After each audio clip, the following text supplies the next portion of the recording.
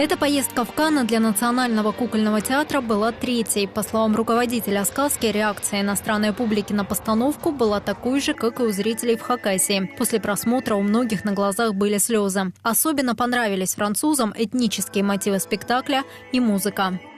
Результат превысил все наши ожидания. Почему?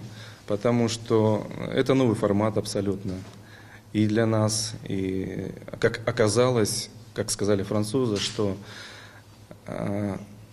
до этого ничего подобного мы не видели. С какой постановкой сказка поедет в Канны на фестивале российского искусства в следующем году, артисты пока окончательно не определились. Говорят только, что это однозначно будет детский спектакль. Весь год артистам придется работать в плотном графике, потому что на новый сезон запланировано минимум 3 премьеры. Чем сказка будет удивлять зрителей, пока держат в секрете. Официальное открытие нового сезона в кукольном театре запланировано на 20 сентября. В этот день покажут «Собачий блюз». А уже завтра в театре спектакль «Корабль». Эта постановка возвращается на сцену сказки после 5-летнего перерыва.